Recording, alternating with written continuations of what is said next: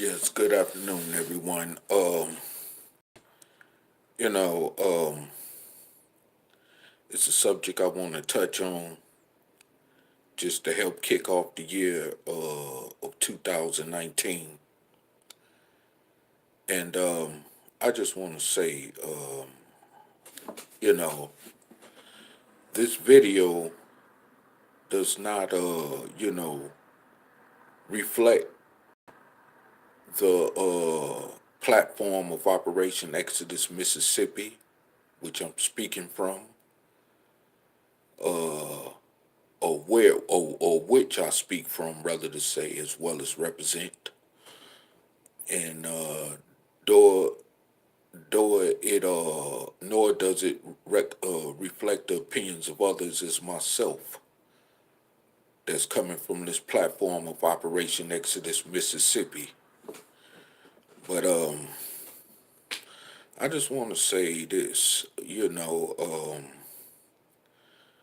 violence has become so rampant in America, which the subject topic of this video is about, to the point that in fact is violence taking America down?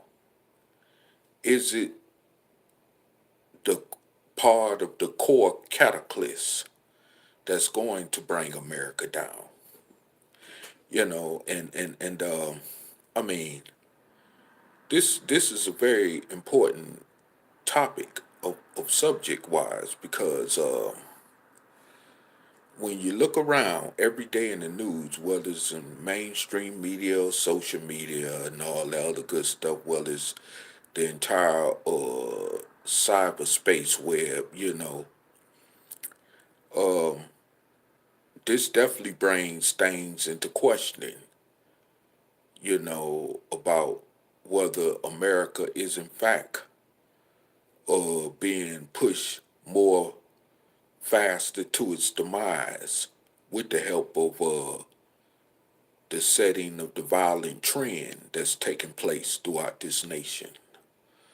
And I must say, that at the end of the day, that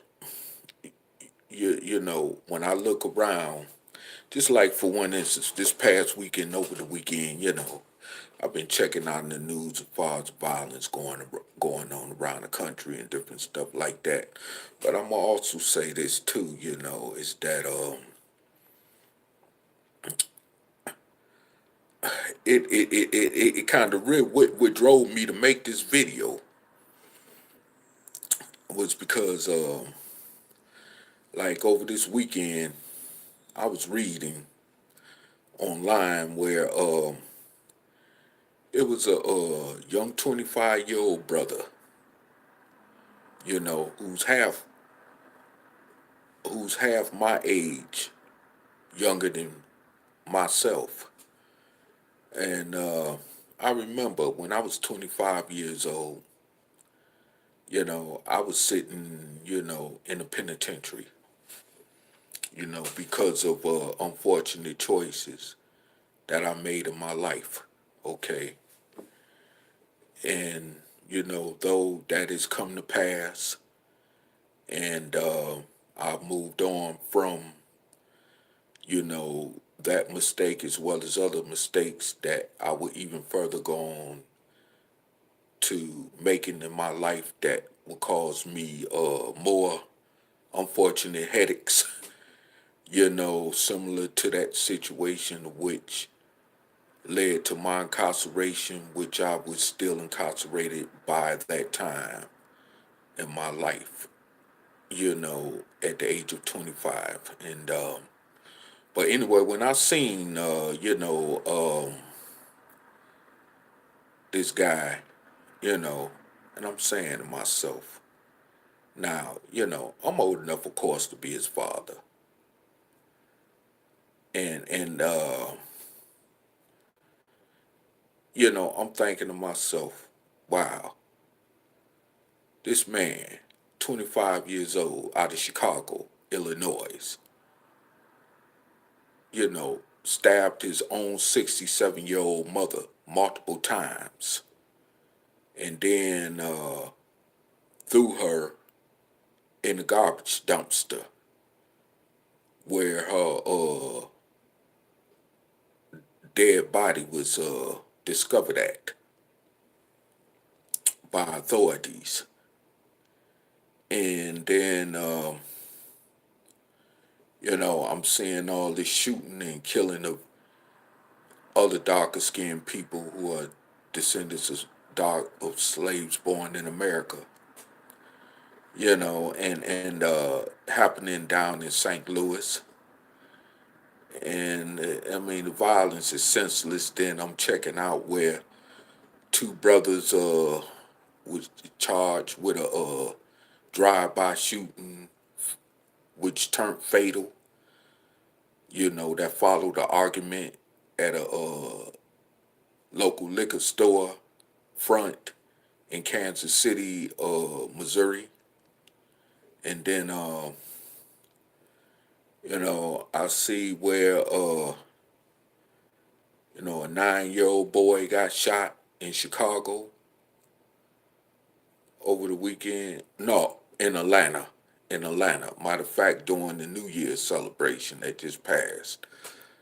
And then, I mean, then I see a situation, that took place in Detroit where a young brother, was arrested for unarmed robbery for stealing glass, for snatching some pair of glasses off of another victim's face. So, I mean, it's just crazy, and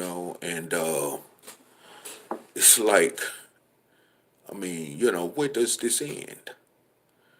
And then we, as dark-skinned descendants of slaves born in America, get caught up in the cataclysm of all this madness, and I mean, yes, we're not the only ones out there committing these hideous crimes, I mean, of course, you got the Caucasians and you got other people from different ethnicities, caught up in these, hideous and, unconscionable type crimes that's being committed across America. Just like this one guy, and he was a white guy. He's looking at some serious time, and of course, the option for the death penalty is also on the table. Some took place in the town right outside St. Louis called St. Charles, Missouri, where he shot his girlfriend fatally and also fatally killed her children. So I mean, he's like facing 15 different counts of murder behind this charge. He's facing 15 counts behind this murder. And I mean, and just to get it correct, and he's, like I say, he's also looking at the death penalty as well. And I mean, it's just like it just don't stop. I mean, at the end of the day, everybody involved, whether it's the suspect or the victim or the victim's family, and even the suspect's families, everybody in a one whole nutshell that's involved pays the ultimate price at the end because of a loss of life or a loss of freedom, a loss of being separated from, among loved ones, and all this crap, and it's just tearing the fabric of the society up.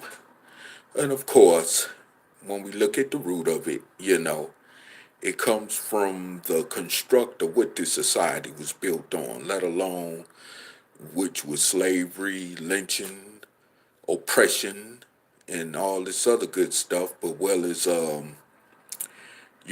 violence, you know, which also helped to bring the inception of this nation into actually functioning as a nation. And I just have to say that you know, it's just crazy when you really look at it. And I just have to also say that you know, I can understand why there are people which is not spoken about in mainstream media and as well in social media as much that are leaving this country in number droves, you know, because of this ongoing continuing violence that's occurring throughout the United States of America. And and I have to also say that we talk about how, other countries is worse off when it comes to even that term called violence, and stuff like that. But for those of us, and even including myself, who really can't make a substantial judgment on that part because of one never experiencing like myself or going outside the country, except in my own case, going to Canada and way. That's not nowhere, even though it's another nation, but it's nowhere. I'm talking about going across seas over to Europe, Africa, Asia, you know what I mean?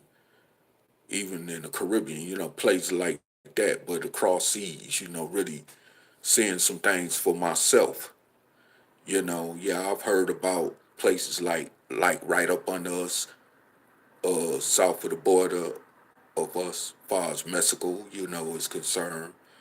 Honduras, El Salvador, Colombia, Guatemala, Venezuela, places like that, but you also got to consider when you look at the situations in those, even those particular countries I've mentioned, the United States had a lot to do with that and with the shape up of the way those countries are today in terms of even this violence that's going on down there.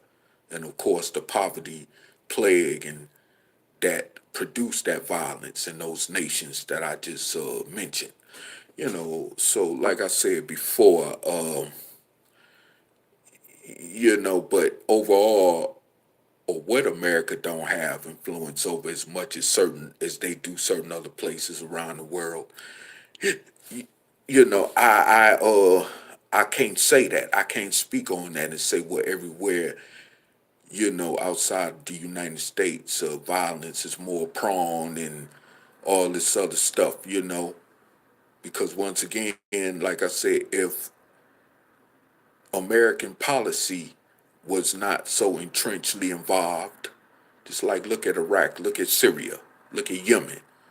American policy has a lot to do with the violence there. I mean, and American policy dictates that fact. Okay, but once again, any other country which America does not exert her power in terms of policy, I can't, me personally, I can't speak on that because I don't know. Like I say, I haven't been all around the world, so I don't know. So I can't say that. And also, I also have done research which even speaks about nations over in Europe that don't even get involved in war, which their own political policies dictate. Some have never even been known in the wars that America has ever participated in throughout U.S. history. So like I said, there again, that dictates that I just can't jump to conclusions, and sit up here and say what most of the countries off these shores of the United States of America is more violent prone than this country is. I can't say that, you know. I'm just only, and as well as even with my own independent research, aside with somebody else than just basically told me or through secondhand information, I just can't say that. But I can say one thing that we are definitely living in a violent nation here, far as what I know. Now, when I went to Canada, years ago, especially when I was younger, and stuff like that. You know, I seen well, they were in some way trying to emulate Americans, but at the same time, up there in Canada, the violence, from what I even saw as a younger man coming up in the '80s and stuff, and you know, uh, slipping in and out of there, during certain parts of the '90s, even up to the early 2000s. Uh, I you, you know, I have to say that at the end of the day, that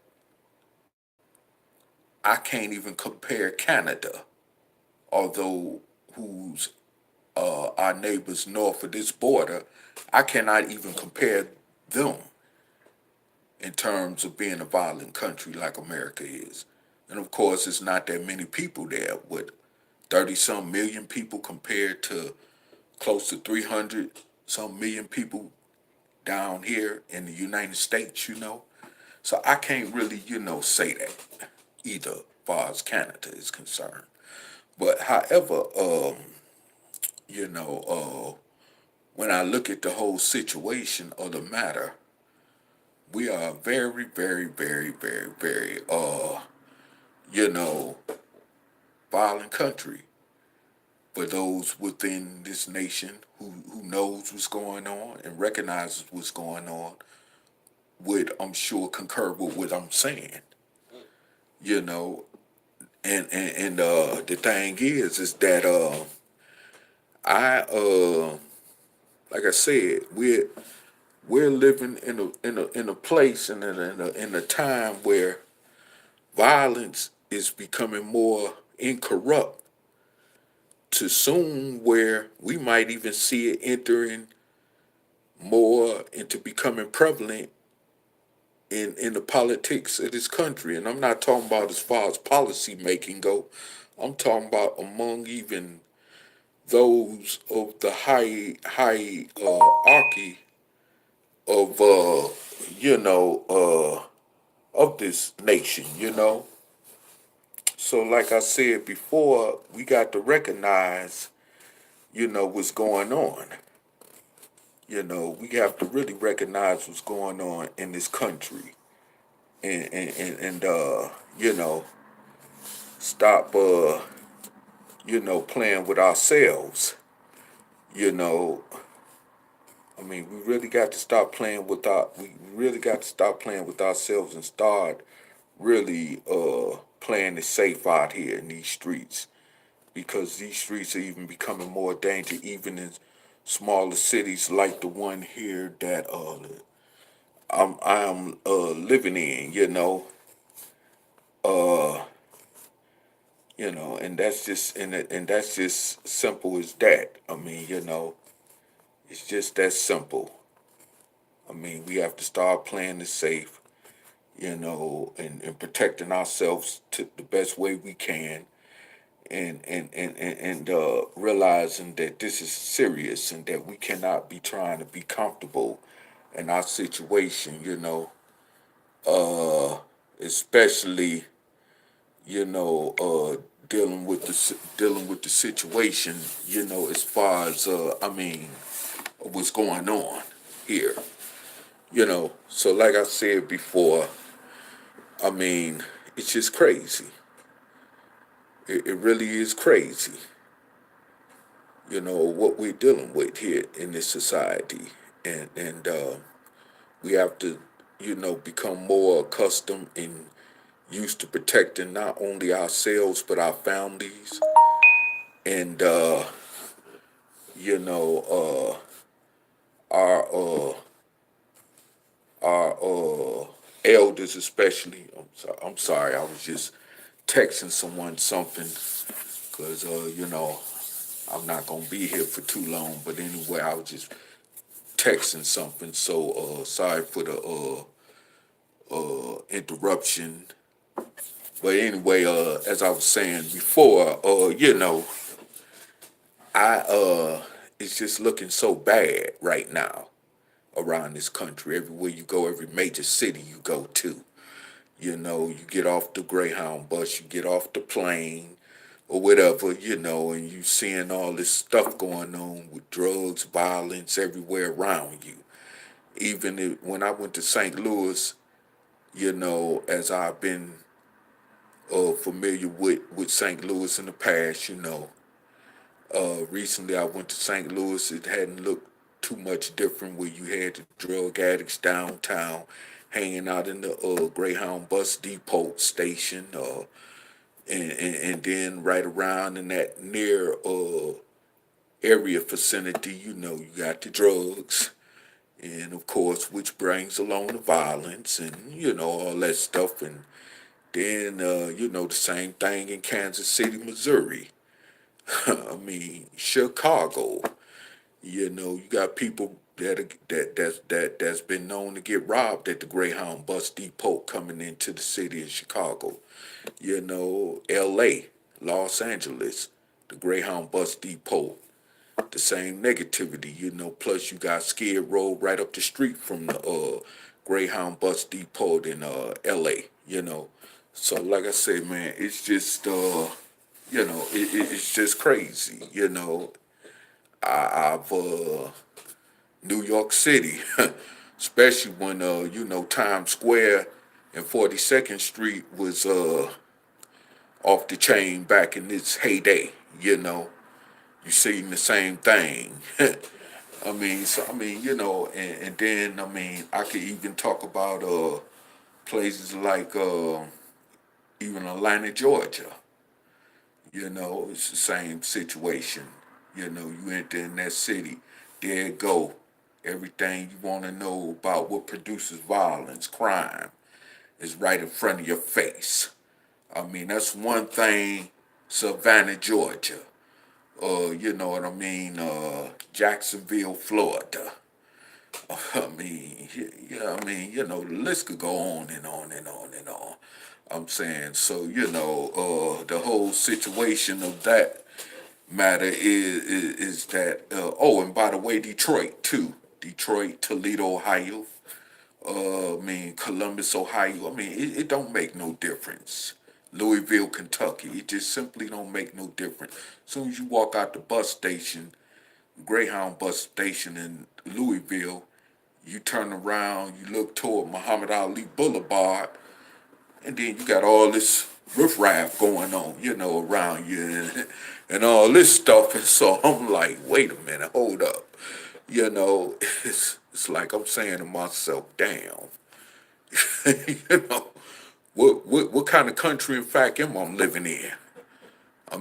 We supposed to be the most militarized country with the most polices in the country, with the most supposedly so-called,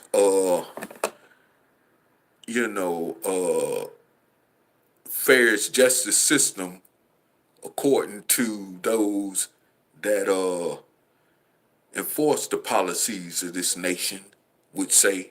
But however, and those that agree with them would say as well. But however, again, evidently it don't show. It don't show it definitely don't show the true equality that's supposed to be included in this equation of things.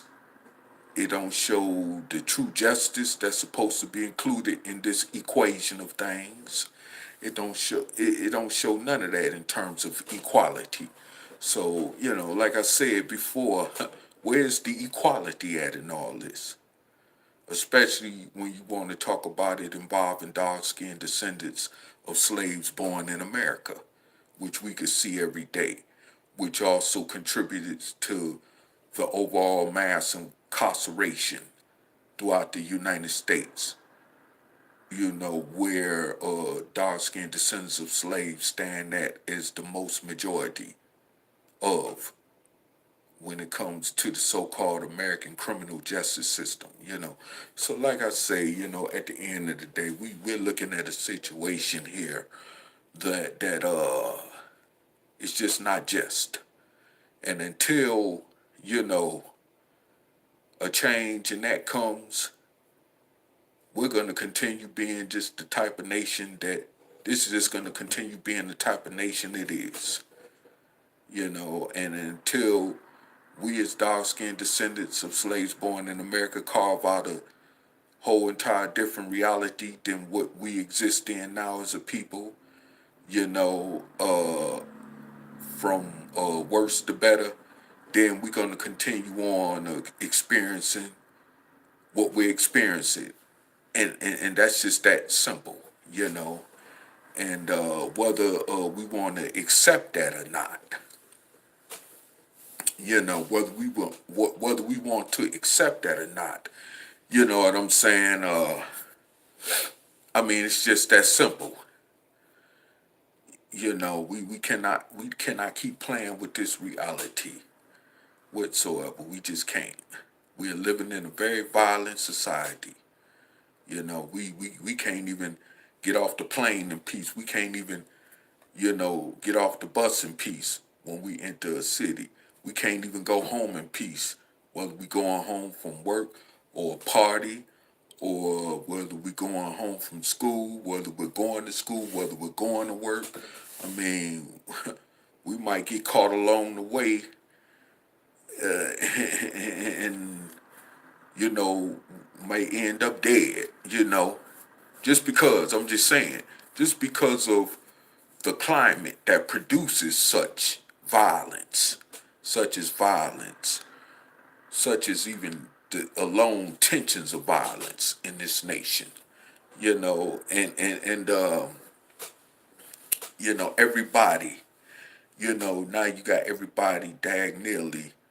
I'm not gonna say entirely everybody, but you got a lot of people in this country, more so than ever, who want to run around with a chip on their shoulder, acting tough.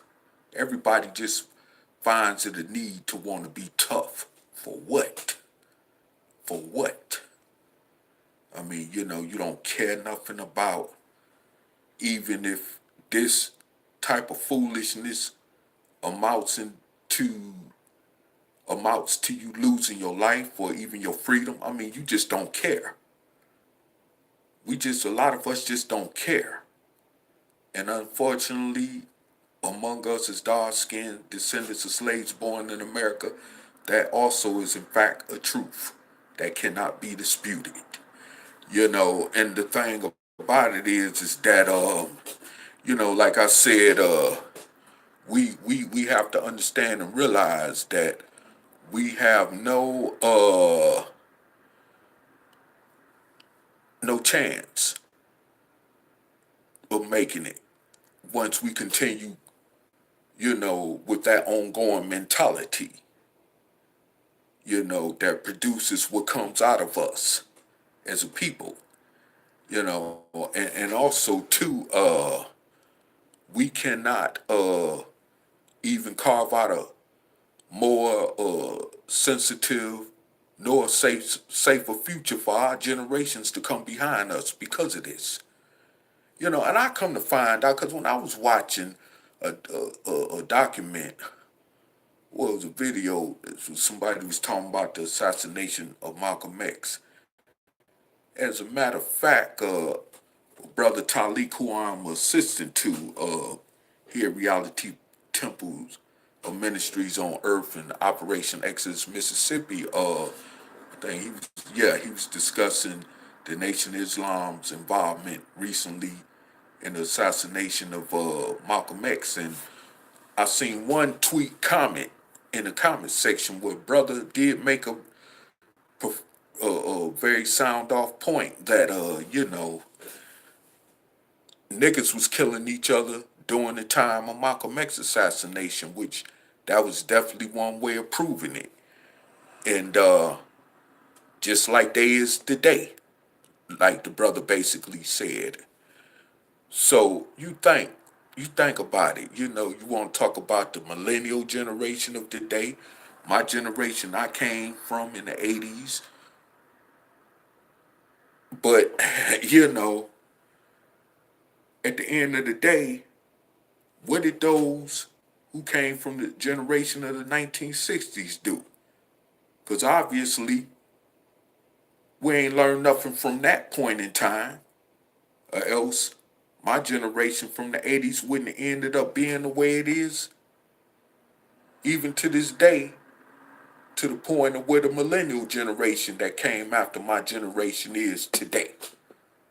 So, like I said before, um, you know, uh, I have to say, that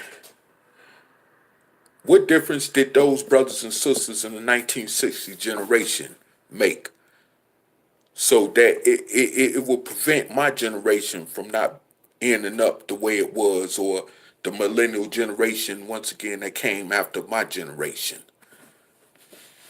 I mean, we have to see, we have to look at these things for what it is and stop perpetrating the fraud like it ain't nobody's fault.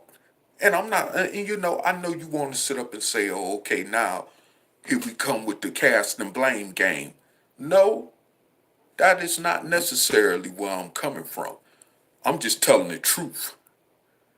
Because if I really wanted to get into the blame game, then that would occupy this whole entire subject concerning this topic of this video. Okay. But merely on that note, I'm just telling the truth of the matter, you know. But the thing about it is like I said before, that it is what it is. It's just simply reality. And this is what we see today going on. Matter of fact, let me give you an example of what I'm talking about. You go to Chicago, Illinois, you're going to see brothers in their 60s, 70s, and even 80s, throwing up gang signs, whether they coming as black gangster disciples or vice lords. I'm talking about brothers in their 60s, 70s, and 80s. Let's not go no younger than that. Let's just stay there for a moment. Brothers, you know, throwing up signs talking about they belong to the black gangster disciples and the vice lords and other gangs, stuff like that. Or that's still caught up in organized crime around them age brackets. You see what I'm saying? What did that produce for my generation? And then just like in terms of what did my generation produce for the generations that recently came behind my generation. So, like I said before, it's not about so much as the blame being cast. The real truth is we are responsible to the point of where it boils down to. We are all responsible, okay? Whether we want to face the truth or not, we're all responsible in this whole matter, okay?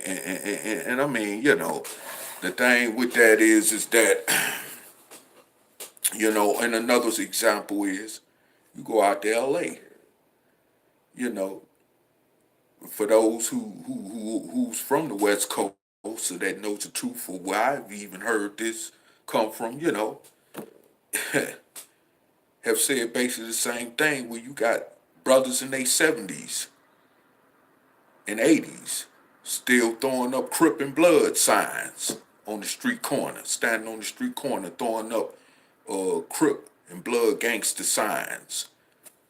What? We talking about not only fathers, we talking about fathers, and we even to that point talking about great grandfathers, as that matter being concerned. So like I said, the whole situation of the matter is that you know, when you look at the whole situation And the entire situation, it's all about the truth and getting to the bottom line as to where's not only the fact that violence is tearing America apart, but most concerningly, where I come from on this platform is why it's tearing apart of the dark-skinned descendants of slaves born in America, far as our communities go. You know, so I mean, this is the whole situation that boils down to one whole nutshell. To whereas we have to understand and realize that we can't keep playing like this with ourselves nor our future generations, because it's going to keep on going on and on until we do something to ultimately change this for once and for all. And it's just that simple. You know, we can't keep playing with fire. It's like water trying to fight fire. We can't keep playing like that. We just can't, unless we want to in fact become a terminated people on this planet Earth. And unfortunately, which is a direction that we're certainly headed for, whether we agree or not. I mean, so, like I said before, this the whole situation is that we got to stop this. And then when we get the situation like I was talking about at the beginning of this video, where a brother just killed his own mother. And of course, the reason I'm bringing this up, because that's not the first time that multiple cases around this country has happened like this. And it's not going to be the last time we hear about cases like this exactly happening throughout this country. But I want to bring that up because, I mean, I honestly, I don't know personally, I don't know that brother. I don't know the situation with him and his family. And it's not really personally that important, because that's something that brother going to have to work out within himself, and as well as that his family is going to have to work out. But however, the brother is in fact facing some time on this situation. And man, I mean, just right there, one whole entire dark skinned family being destroyed once again by violence. And it's not because it was external, it was internally from within that caused this situation to happen. So, like I said before, it's like what we're dealing with is it's just yes, in fact, you can, or we could say a self-hatred thing. Because, I mean, let me tell you this. It's a part of me that much as negative I feel, much as I feel negatively, in which I have a legitimate reason to, but much is the way I feel toward my so-called biological father, which I don't even refer to him as that in terms of the word father, period. Okay? But much as resentment or whatever it is that I have toward him, or the certain type of ways I feel about him, even in terms of the way he treated my mother, who's now deceased and who's been deceased going on 11 years, I still wouldn't find it a need to commit such a violent act toward him, even if I seen him on the street somewhere today. It's just something within me that helps me to maintain the integrity within myself, not to take things that far, okay? But, however, though, you know, the whole situation of the matter is this, is that it's nowhere in the world, and I'm just speaking for me, that I could see any reason for any child to want to kill a parent. For what?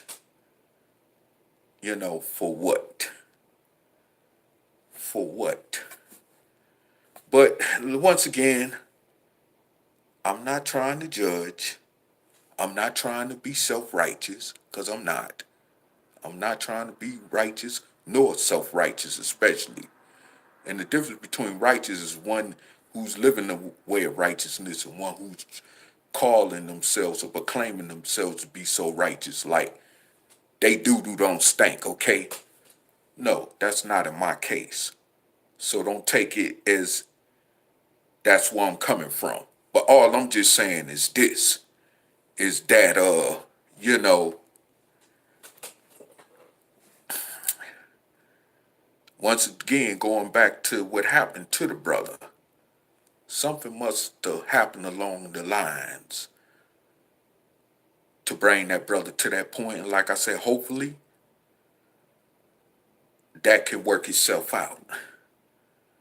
And even for the best, as the brother is facing to go do a lot of time behind, you know, the decision that he chose to make by killing his mother, you know. And but although he has not even been proven as guilty by the law, so I just say, you know, the brother is facing time for allegedly killing his mother. I just leave it at that as well, because we don't know the whole circumstances of what even brought these charges about, and if in fact if he is even really guilty or not.